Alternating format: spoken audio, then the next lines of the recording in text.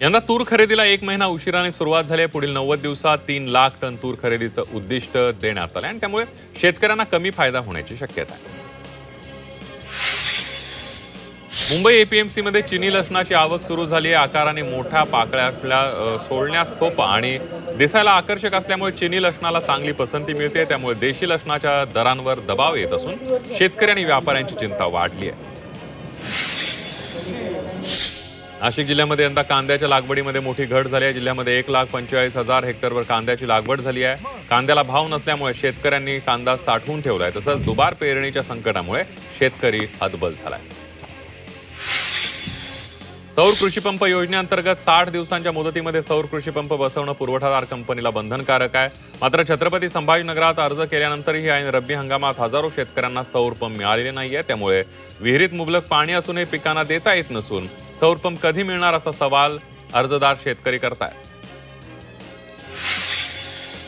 राज्यातील सहकारी आणि खासगी अशा 204 साखर कारखान्यांमध्ये आतापर्यंत 725 लाख टन ऊस गाळप झालाय।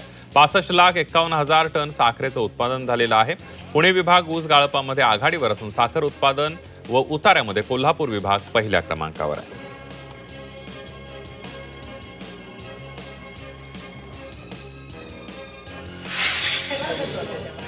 जुन्या लसणाचा हंगाम शेवटच्या टप्प्यात असून बाजारभाव गतवर्षीपेक्षा निम्म्यावर आलेला आहे। फेब्रुवारीपासून नवीन मालाची मोठ्या प्रमाणावर आवक होणार आहे। आवक कशी होणार यावर नवीन हंगामातील लसणाचे दर अवलंबून असणार आहे। वाशिम जिल्ह्यातील बाजार समित्यांमध्ये सोयाबीनच्या दरातील तेजी कायम राहिली आहे। जिल्ह्यातील सर्वच बाजार समित्यांमध्ये सोयाबीनला सरासरी कमाल 5,100 रुपये प्रति क्विंटलपेक्षा अधिक दर मिळतोय। यामुळे शेतकऱ्यांना दिलासा मिळाला।